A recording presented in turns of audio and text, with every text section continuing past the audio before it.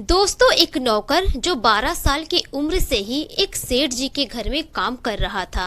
दोस्तों, उस नौकर को सेठ जी के घर में काम करते हुए लगभग 15 साल का वक्त गुजर जाता है। दोस्तों, इन 15 सालों में वो नौकर सेठ जी को आबाद होते हुए भी देखता है और बर्बाद होते हुए भी देखता है, क्योंकि दोस्तों सेठ जी को अपने ही लोगों ने धोखा दे दिया था और जीवन के अंतिम पड़ाव में सेठ जी और उनके परिवार भूखे रहने पर मजबूर हो गए थे। लेकिन उस बुरे वक्त में भी सेठ जी का नौकर बड़े ही ईमानदारी के साथ सेठ जी के साथ खड़ा रहता है।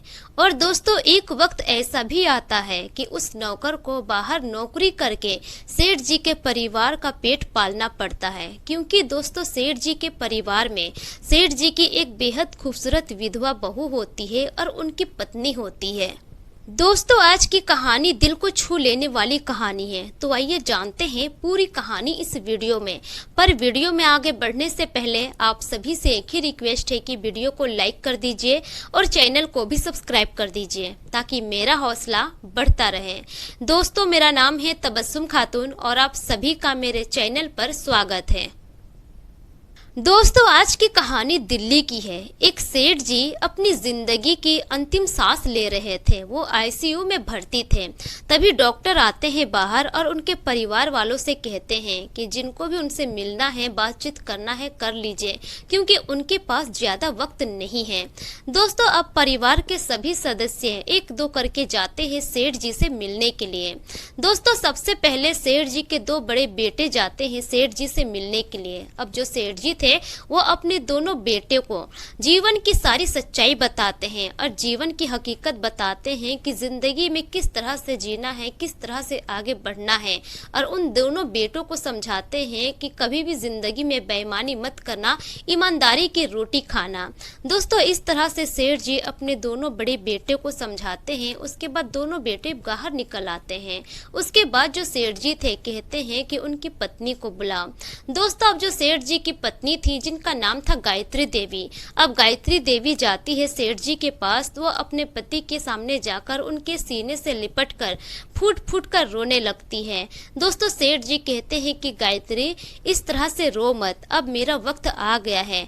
आगे तुमको ही देखना है, अपनी विधवा बहू को और उस घर को संभालना है, क्योंकि अब वो किसके सहारे रहेगी। दोस्तों, जो सेठ जी के छोटे बेटे थे उनका देहांत हो गया था। एक रोड एक्सीडेंट में उसकी मौत हो जाती है और जिसकी वजह से उनकी छोटी बहू विधवा हो जाती है जवानी में ही। उसी के बारे में सेठ जी अपनी बीवी से कहते हैं कि तुम्हें बहू का अच्छे से ख्याल रखना है। दोस्तों, अब जो सेठ जी की पत्नी थी वहीं पर फूट फूट कर रोती है और कहती है कि आप हमें छोड़कर क्यों जा रहे हैं इस पड़ाव में, आप हमें भी साथ लेकर चले जाइए। लेकिन दोस्तों, सेठ जी समझाते हैं और कहते हैं कि वक्त तो सबका आने वाला है, मैं जल्दी जा रहा हूँ, लेकिन तुम्हें भी एक न एक दिन तो जरूर आना है मेरे पास। लेकिन तुम जब तक यहाँ पर हो, बहू का अच्छे से ख्याल रखना और हो सके तो उसकी दूसरी शादी करवा देना। दोस्तों, इस तरह से सेठ जी अपनी बीवी से बातें करते हैं। उसके बाद कहते हैं कि मेरी छोटी बहू को बुलाओ। दोस्तों, अब जो सेठ जी की छोटी बहू थी वो जाती है अपने ससुर के पास, तो वो भी अपने ससुर के सामने जाकर फूट फूट कर रोने लगती है। अब जो सेठ जी थे अपनी छोटी बहू को समझाते हैं और कहते हैं कि बेटा, इस तरह से नहीं रोया करते हैं, तुमने हमारा बहुत साथ दिया है। बेटे के मरने के बाद भी तुम एकदम वफादार बहू की तरह हम लोगों के साथ रही और हम लोगों का तुमने बहुत सेवा किया है। बेटा, हो सके तो जिंदगी में तुम दूसरी शादी कर लेना, क्योंकि अभी तुम्हारी उम्र ही क्या है, लगभग 24 से 25 साल की उम्र है और तुम इस उम्र में विधवा हो गई हो। यह हम हरगिज बर्दाश्त नहीं कर सकते हैं कि तुम अपनी आगे की जिंदगी इसी तरह से गुजारो। बेटा, जिंदगी में हमेशा अच्छा काम करना, हो सके तो तुम दूसरी शादी कर लेना, अपना घर बसा लेना। दोस्तों, इस तरह से सेठ जी अपनी छोटी बहू को समझाते हैं। उसके बाद कहते हैं कि जाओ तुम विशाल को बुला लाओ। दोस्तों, विशाल वही होता है जो सेठ जी के घर में बचपन से ही काम कर रहा था, सेठ जी का नौकर। दोस्तों जब विशाल जाता है सेठ जी के पास तो वहीं पर वो रोने लगता है और कहता है कि बाबूजी आपको ये क्या हो गया है, आप हमें छोड़कर मत जाइए, आपके बगैर हम सब कैसे रहेंगे। दोस्तों अब जो सेठ जी थे वो कहते हैं कि विशाल मैं तुम्हें बहुत छोटे से देखता आया हूँ और तुम्हारी बचपन हमारे घर में गुजरी है, जवानी की दहलीज पर तुम कदम रख चुके हो, लेकिन तुम्हारे जैसा लड़का मिलना अभी के दौर में बहुत मुश्किल है। विशाल बेटा मेरे जाने के बाद एक काम करोगे। दोस्तों अब जब विशाल था वो कहता है कि जी सेठ जी कहिए क्या काम है, मैं आपकी हर आज्ञा का पालन करूंगा। सेठ जी कहते हैं कि देखो बेटा जब तक तुम्हारी अम्मा जी है उनका ख्याल रखना, उनका साथ मत छोड़ना। मुझे पता है कि वो भी अब ज़्यादा दिनों की मेहमान नहीं है, ज़्यादा से ज़्यादा 6 महीने साल भर तक वो भी रहेगी, उसके बाद तो उसका भी जाना तय है, लेकिन तब तक तुम उनके साथ रहना, उनका साथ मत छोड़ना और उनके चले जाने के बाद तुम वहाँ छोड़ देना उस घर को और दूसरी जगह तुम नौकरी कर लेना, क्योंकि मुझे पता है कि मेरे जाने के बाद तुम्हारी सैलरी भी वहाँ पर कोई नहीं देने वाला है। काश मैं पहले ही तुम्हारे लिए कुछ कर चुका होता। दोस्तों उसके बाद जो विशाल था वो रोने लगता है और कहता है कि सेठ जी आप ऐसी बातें क्यों कह रहे हैं, पिछले 15 सालों से आप ही तो हमारे घर का खर्चा उठा रहे हैं, आप ही की बदौलत तो हमारा परिवार चल रहा है, ऐसी कोई बात नहीं है, आपने हमें बहुत कुछ दिया है। दोस्तों इस तरह से सेठ जी विशाल से भी बातचीत करते हैं। उसके बाद तभी थोड़ी ही देर के बाद सेठ जी की आंखें मूंद जाती हैं, वो अपनी आंखें बंद कर लेते हैं। दोस्तों सेठ जी उसके बाद कोमा में चले जाते हैं। अब जो उसके दोनों बेटे थे बड़े वो अपनी माँ से बहस करने लगते हैं प्रॉपर्टी के लिए। सेठ जी के दोनों बेटे अपनी माँ से कहते हैं कि माँ अब वो प्रॉपर्टी जो घर है वो हमारे नाम कर दो, क्योंकि पापा अब कुछ ही दिनों के मेहमान हैं, ये डॉक्टर भी कह चुके हैं। दोस्तों अब जो सेठ जी की बीवी थी वो कहती है कि बेटा कुछ दिन तो रुक जाओ, जब तक तुम्हारे पापा है तब तक रुक जाओ, उसके बाद सारी प्रॉपर्टी तुम दोनों के नाम ही हो जाएगी। लेकिन दोस्तों जो सेठ जी के दोनों बेटे थे वो नहीं मानते हैं और वहीं पर अपनी माँ से बहस करने लगते हैं। दोस्तों दरअसल जो सेठ जी थे वो उत्तर प्रदेश के प्रतापगढ़ के रहने वाले थे और वो पिछले 40 साल पहले ही दिल्ली गए हुए थे काम करने के लिए और दिल्ली में जाकर वो उस्मान नगर में एक बड़ा सा मकान खरीदते हैं जो कि 200 गज का मकान होता है और वो मकान उनकी बीवी के नाम पर ही होता है। उसी मकान के बारे में सेठ जी के दोनों बेटे कह रहे थे अपनी माँ से कि वो मकान अब हमारे नाम पे कर दो और इसी वजह से दोनों बेटे अपनी माँ से झगड़ा कर रहे थे, बहस हो रही थी उन तीनों में। दोस्तों उसके अलावा जो सेठ जी थे अपने दोनों बेटों को दिल्ली के सदर मार्केट में 2 दुकान भी खरीद कर देते हैं। दोनों बेटों का अपना अपना कपड़े का दुकान होता है। दुकान ज़्यादा बड़ा नहीं होता है, छोटा ही होता है, लेकिन उसमें इनकम काफ़ी अच्छी खासी हो रही थी, जिससे उन दोनों का परिवार अच्छा खासा चल रहा था और दोनों की बीवियां अलग रहती थी। दोनों बेटे अपने अपनी बीवियों को लेकर अलग अलग घर में रहा करते थे और दोनों के बच्चे भी थे। और इधर जो सेठ जी और सेठ जी की बीवी और उनकी जो विधवा बहू थी वो उसी मकान में रहा करते थे, उस्मानपुर में जो उनका मकान था, और वो जो नौकर था विशाल वो भी वहीं पर रहा करता था। दोस्तों उसके बाद जो सेठ जी के दोनों बेटे और दोनों बहुएं थे वो लोग तो चले जाते हैं, लेकिन हॉस्पिटल में सेठ जी की बीवी, सेठ जी की जो विधवा बहू थी वो और जो उनका नौकर था वो तीनों रुक जाते हैं और डॉक्टर के जवाब का इंतजार करने लगते हैं। दोस्तों जो सेठ जी की विधवा बहू थी उनका नाम था कंचन। कंचन की उम्र लगभग 24 से 25 साल की ही थी और वो देखने में बेहद खूबसूरत और हसीन थी, पढ़ी लिखी लड़की थी। दोस्तों अब जो सेठ जी की बीवी थी गायत्री देवी वो परेशान हो जाती है। वो हमेशा जाकर डॉक्टर से पूछती कि डॉक्टर साहब क्या हुआ, कोई जवाब आया कि नहीं। लेकिन दोस्तों जो डॉक्टर थे वो यही कह रहे थे कि वो अभी कोमा में है, उनकी मौत नहीं हुई है, अब वो हॉस्पिटल में ही एडमिट थे। दोस्तों इसी तरह से 2 दिन का वक्त गुजर जाता है, कुछ होता ही नहीं है। अब धीरे धीरे करके उन लोगों का पैसा भी जा रहा था, एक दिन का लगभग 8 से 10 हजार रुपये लग रहा था। दोस्तों इसी तरह से लगभग 15 दिन का वक्त गुजर जाता है, लेकिन सेठ जी की मौत नहीं होती है, वो कोमा में ही रहते हैं। दोस्तों इस तरह से अब घर के जितने भी जमा पूंजी थे सारे खत्म हो जाते हैं। दोस्तों इसी तरह से धीरे धीरे करके लगभग 1 महीने का वक्त गुजर जाता है। अब घर के पैसे भी खत्म हो गए थे। इस वजह से सेठ जी की बीवी और जो उनकी विधवा बहू थी वो दोनों अपने अपने जेवर बेच देते हैं और वो सारे पैसे भी सेठ जी के ऊपर लगा देते हैं। दोस्तों इसी तरह से लगभग 2 महीने का वक्त गुजर जाता है। अब घर बिल्कुल खाली पड़ चुका था। घर में 1 रुपए भी नहीं थी। जितने भी सोने चांदी थे, जितने भी जेवरात थे, वो सारे भी खत्म हो चुके थे। और दोस्तों, हॉस्पिटल का दौड़ भाग करते हुए सेठ जी की पत्नी और उनकी बहू की तबीयत भी खराब हो जाती है। उधर जो नौकर था विशाल, उसकी भी हालत खराब हो जाती है। सभी लोग परेशान हो जाते हैं। दोस्तों, अब हॉस्पिटल में पेमेंट करने के लिए 1 रुपए भी नहीं बचते हैं। सेठ जी की जो बीवी होती है गायत्री देवी, वो जाती है अपने दोनों बेटों के पास और जाकर कहती है कि बेटा, तुम लोग तो प्रॉपर्टी के लिए ऐसे कर रहे हो कि जैसे तुम्हें प्रॉपर्टी मिलेगी ही नहीं, लेकिन तुम दोनों अपना एक फर्ज तो अदा कर दो। हमारे पास अब कुछ भी नहीं है। घर में जितने भी जमा पूंजी थे सारे खत्म हो गए हैं। हम दोनों ने अपने जेवर भी बेच दिए। बेटा, कुछ पैसे से मदद कर दो ताकि तुम्हारे पापा हॉस्पिटल में है, वो बिल पेमेंट कर सके। लेकिन दोस्तों, दोनों बेटे मना कर देते हैं और कहते हैं कि माँ, हमारे पास फालतू खर्च करने के लिए पैसे नहीं है। आपको पता है कि वो आज नहीं तो कल मर ही जाएंगे, तो उनको हॉस्पिटल में रखने की जरूरत क्या है। हमारा भी परिवार है, हमारे भी बीवी बच्चे हैं। अगर आपको पैसे दे देंगे तो फिर हम क्या करेंगे, हम खाएंगे क्या। इस तरह से कहकर वो मना कर देते हैं। दोस्तों, अब जो गायत्री देवी थी वो परेशान हो जाती है। घर में आती है, अपने नौकर विशाल और बहू के साथ बैठकर बातचीत करती है, राय मशवरा करती है। दोस्तों, अब जो उनकी बहू थी कंचन, वो कहती है कि माँ जी, अब क्या कर सकते हैं, पैसे तो है नहीं, चलिए बाबूजी को घर ले आते हैं। दोस्तों, इस तरह से तीनों फैसला करके जाते हैं हॉस्पिटल और उनको घर ले आते हैं। लेकिन दोस्तों, जिस दिन घर लाते हैं उसके अगले ही दिन सेठ जी की मौत हो जाती है। दोस्तों, जब सेठ जी के दोनों बेटे सुनते हैं कि उनके पापा की मौत हो गई है तो सभी लोग आते हैं घर में। घर में आने के बाद सभी अंतिम संस्कार करते हैं सेठ जी का। अंतिम संस्कार वगैरह हो जाती है।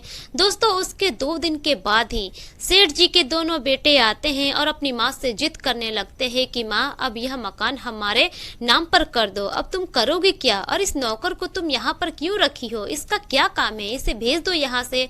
आखिर इस तरह से नौकर को तुम रखी हो, और जो तुम्हारी बहू है विधवा, उसका भी यहाँ पर क्या काम है। अब ये विधवा हो गई है, इसकी जिम्मेदारी अब इसके मायके वालों के ऊपर है, इसे भी तुम भेज दो। लेकिन दोस्तों, जो गायत्री देवी थी वो कहती है कि इसे कैसे भेज दो, ये हमारी बहू है। अगर तुम लोग चाहते हो कि यह प्रॉपर्टी, यह घर तुम्हारे नाम हो जाए, तो बेटा यह घर 1.5 करोड़ का है। तुम लोग 50 लाख रुपए कंचन के नाम पे कर दो, उसके बाद यह मकान मैं तुम्हारे नाम कर दूंगी। लेकिन दोस्तों, जो सेठ जी के दोनों बेटे थे वो नहीं मानते हैं और कहते हैं कि नहीं माँ, ऐसा नहीं हो सकता। आपकी विधवा बहू का अब इस घर में कोई हक नहीं है, इसको भेज दीजिए इसके मायके। लेकिन दोस्तों, जो सेठ जी की बीवी थी वो नहीं मानती है, अपने बेटे को धमकाती है और भेज देती है। कहती है कि जब तक मैं जिंदा हूँ तब तक यह प्रॉपर्टी किसी के नाम पर नहीं होगी। मेरे मरने के बाद तो वैसे भी तुम लोगों की हो ही जाएगी, लेकिन जब तक मैं जिंदा हूँ तब तक तो मैं किसी को नहीं देने वाली। दोस्तों, अब इसी तरह से धीरे धीरे वक्त गुजरने लगता है। अब आए दिन गायत्री देवी के दोनों बेटे आते और इसी तरह से डराते धमकाते, अपनी माँ से वो लोग बहस करते, झगड़ा करते। लेकिन दोस्तों, जो गायत्री देवी थी वो अपनी ही जिद पर अड़ी हुई थी, वो भी अपने बेटों की बातों में नहीं आती है। दोस्तों, अब शहर में 200 गज का मकान तो था, लेकिन दोस्तों खाने पीने के लिए उस घर में कुछ भी नहीं था। अनाज के एक दाने भी नहीं थे।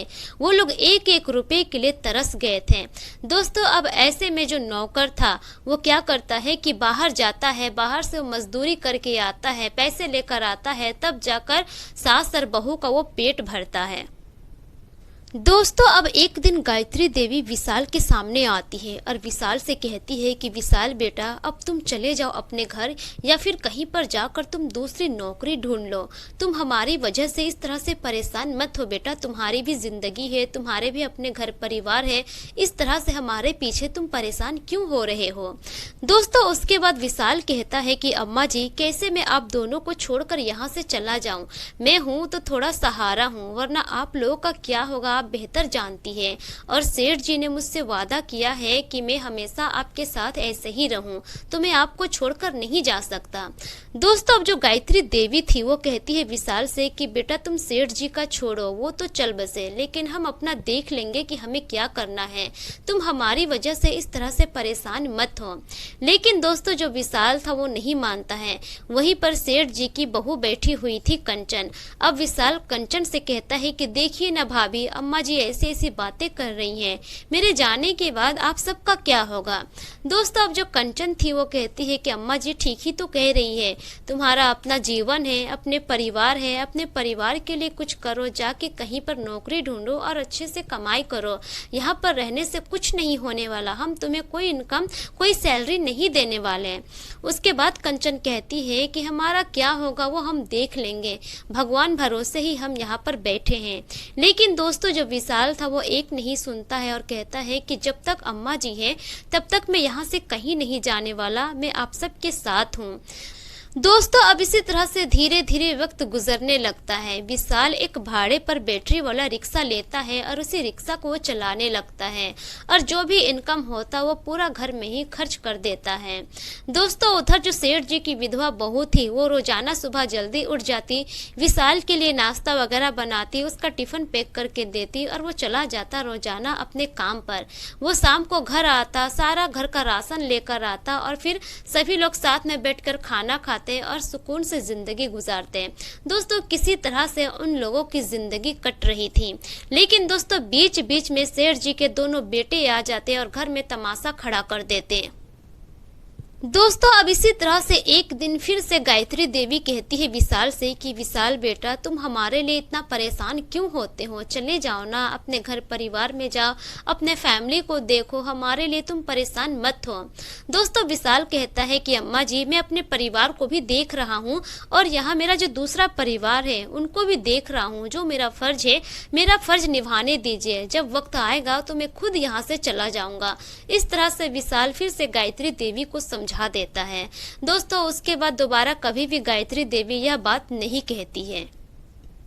दोस्तों अब इस तरह से कुछ वक्त और गुजर जाता है। अब एक दिन अचानक से गायत्री देवी के दोनों बेटे और बहुएं आ जाते हैं उनके घर में। घर में आने के बाद दोनों बेटे इस तरह से लांछन लगाते हैं उनकी विधवा बहू पर कि जिसका कोई जवाब ही नहीं। दोस्तों गायत्री देवी के दोनों बेटे कहते हैं कि माँ आपने जो इस विधवा बहू को यहाँ पर रखा है और ये जो नौकर है, पता है आपको ये दोनों घर में क्या गुल खिलाते हैं, आप तो बाहर रहती हैं, आपको किसी तरह की कोई भी खबर नहीं है। इन दोनों का एक्स्ट्रा मैरिटल अफेयर चल रहा है, इन दोनों का आपस में ही चक्कर चल रहा है। दोस्तों जब यह बात कंचन सुनती है तो वो रोने लगती है और भागते हुए चली जाती है अपने कमरे में और फूट फूट कर रोने लगती है। दोस्तों गायत्री देवी कहती है कि बेटा ये तुम क्या कह रहे हो, तुम्हें शर्म नहीं आती इस तरह की बातें कहते हुए। ये नौकर हमारे घर में बचपन से काम कर रहा है और इसे मैं अच्छे से जानती हूँ, ये लड़का कभी ऐसी हरकतें नहीं कर सकता। दोस्तों विशाल भी वहीं पर था। विशाल आ जाता है सामने और सेठ जी के दोनों बेटों से कहता है कि भैया आप हमें तो बचपन से जानते हैं, मैं किस टाइप का लड़का हूँ आप अच्छे से जानते हैं, इस तरह की बातें आप कैसे कह सकते हैं। दोस्तों सेठ जी के दोनों बेटे विशाल को वहां पर खूब मारते हैं, 3-4 थप्पड़ जड़ देते हैं। विशाल कुछ नहीं कर पाता है, चुपचाप साइड में खड़ा होकर वो भी रोने लगता है।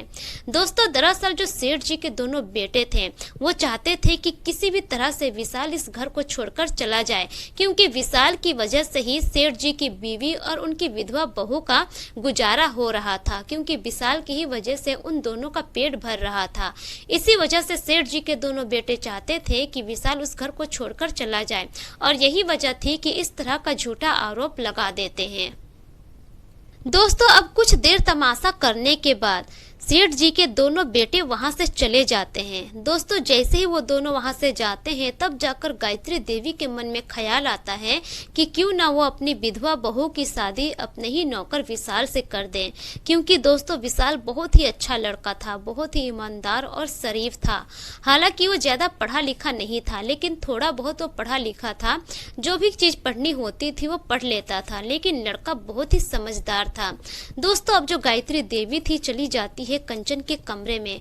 कंचन के कमरे में जाने के बाद वो कंचन से कहती है कि कंचन बेटा मैं तुमसे एक बात कहना चाहती हूँ।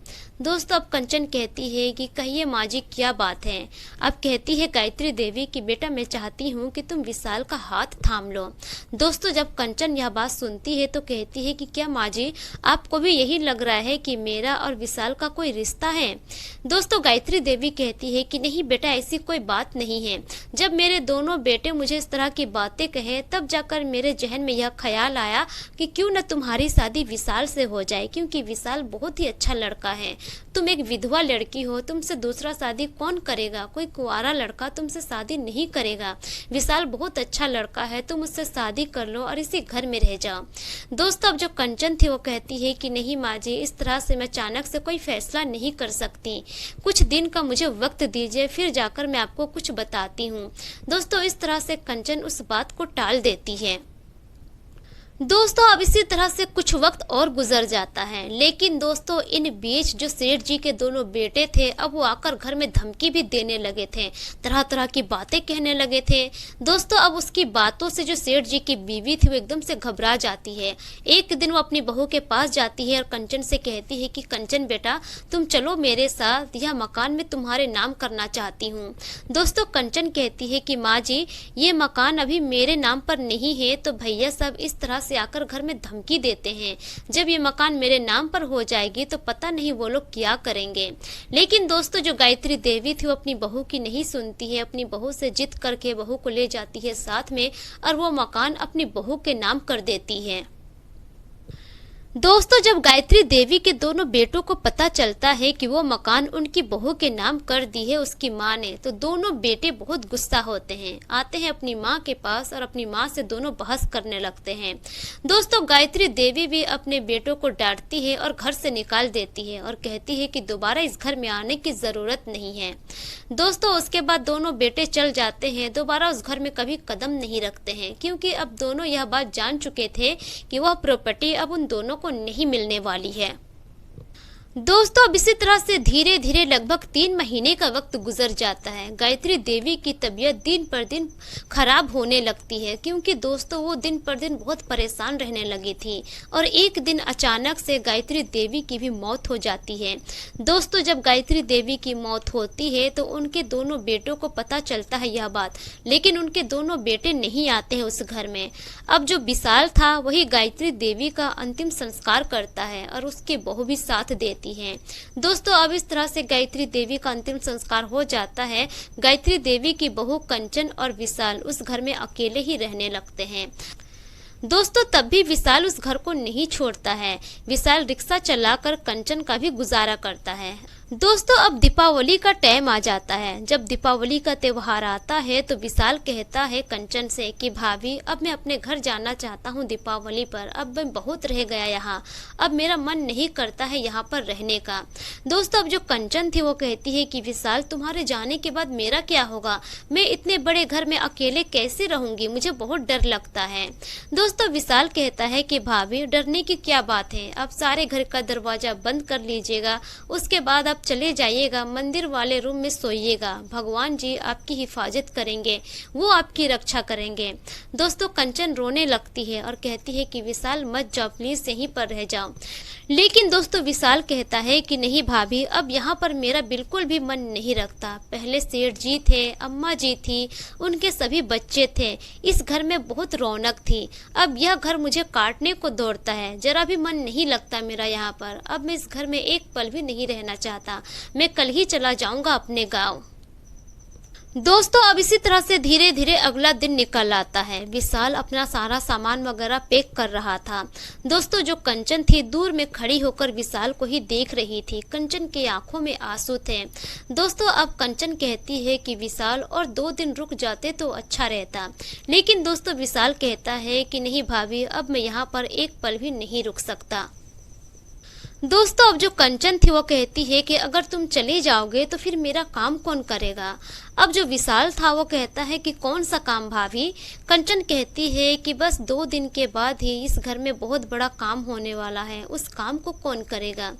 लेकिन दोस्तों, विशाल कंचन की बातों को समझ नहीं पाता है। वो अपना बैग लेता है, 2 बैग होता है उसका, उस बैग को लेकर वो चला जाता है रेलवे स्टेशन। दोस्तों, जब विशाल रेलवे स्टेशन जाता है, वहाँ पर जाने के बाद वो अपना बैग का सामान चेक करने लगता है कि कहीं वो कोई सामान भूल तो नहीं गया। दोस्तों, अब बैग के ही एक छोटे से जेब में उसे एक पर्ची मिलता है। दोस्तों जब विशाल उस पर्ची को खोलता है तो उसमें लिखा रहता है कि विशाल काश तुम रुक जाते, जैसे तुमने बाबूजी का अंतिम संस्कार किया, जैसे तुमने अम्मा जी का अंतिम संस्कार किया, वैसे तुम मेरा भी अंतिम संस्कार करके जाते। दोस्तों जब विशाल यह सारी बातें पढ़ता है तो रेलवे स्टेशन से वो भागते हुए जाता है घर में। घर में पहुंचते हुए लगभग 1.5 घंटे का वक्त लग जाता है। मेन गेट खुला हुआ था। अब वो जल्दी से अंदर जाता है और सीधे कंचन के कमरे में चला जाता है। जब वो कंचन के कमरे में जाता है तो वो देखता है कि कंचन अपने साड़ी से गले को लपेट रही है। दोस्तों उसके बाद विशाल कंचन के हाथ से साड़ी छीन लेता है और कहता है कि भाभी आप ये क्या कर रही हैं। दोस्तों कंचन वहीं पर बैठकर फूट फूट कर रोने लगती है और कहती है कि ये नहीं करूं तो और मैं क्या करूं, अब मैं कहां जाऊंगी, कोई मेरा सहारा नहीं है। दोस्तों उसके बाद फिर कंचन कहती है कि क्या करूं विशाल, मैं तो इतनी बड़ी अभागिन हूं कि मैं तुम्हारे लायक की भी नहीं हूं कि तुम मेरे से शादी कर सको। दोस्तों जब विशाल यह बात सुनता है तो वो कहता है कि भाभी आप ये क्या कह रही हैं, आप एक पढ़ी लिखी लड़की है, खूबसूरत है, समझदार है और आप इतने बड़े घर की मालकिन हैं, आपको तो बहुत अच्छा लड़का मिल जाएगा। मैं तो पढ़ा लिखा भी नहीं हूँ और मैं आपके घर का नौकर हूँ, भला मैं आपसे शादी कैसे कर सकता हूँ। दोस्तों उसके बाद कंचन कहती है कि क्यों नहीं कर सकते हो, अम्मा जी ने भी तो यही कहा था ना तुम्हें। दोस्तों जब विशाल यह सारी बातें सुनता है उसके बाद वो कंचन को गले से लगा लेता है। उसके बाद कुछ ही महीनों के बाद वो दोनों एक दूसरे से शादी कर लेते हैं और पति पत्नी के रूप में उसी घर में हंसी खुशी जिंदगी गुजारने लगते हैं। दोस्तों अब कुछ ही महीने के बाद विशाल अपने गांव से पूरे परिवार को वहां पर बुला लेता है और सभी लोग एक साथ मिलकर हंसी खुशी जिंदगी गुजारने लगते हैं। तो दोस्तों ये रही पूरी कहानी आप लोगों के सामने। यह कहानी आप लोगों को कैसी लगी अपने अपनी राय कमेंट सेक्शन में जरूर दीजिए। दोस्तों यह कहानी एक सच्ची घटना से प्रेरित काल्पनिक कहानी है। इस कहानी के सभी पात्र के नाम बदल दिए गए हैं। दोस्तों इस कहानी को सुनाने का मकसद किसी के भी भावनाओं को ठेस पहुंचाना नहीं है, बल्कि मेरा मकसद सिर्फ आप लोगों को सतर्क करना है, जागरूक करना है, ताकि आप अपना और अपने फैमिली का ख्याल रख सकें। दोस्तों मेरे पिछले वीडियोस में जितने भी लोग कमेंट किए हैं उनके नाम कुछ इस प्रकार से हैं। यूएस तिवारी, हर्ष तिवारी प्रयागराज से, मोहम्मद यासीन लाहौर पाकिस्तान से, असलम साद गोपालगंज बिहार से, मुकेश कुमार रजक कोटला नई दिल्ली से, अबू सैफ अंसारी आयूब अंसारी उत्तर प्रदेश से, श्याम प्रकाश कुशवाहा इटावा उत्तर प्रदेश से, फिरोज मार्क दुबई से, नरेश पटेल हरियाणा से, हेमंत कुमार देवगन छत्तीसगढ़ से, इरशाद अहमद शेख, रमेश बोरा असम से, मास्टर शरीफ नगीना टेलर वजीराबाद दिल्ली से, जेएस चौधरी द्वारिका नई दिल्ली से, महेंद्र सिंह कुशवाहा उत्तर प्रदेश से, नसीम कादरी मुंबई से, फारूक असम से, प्रेम कुमार।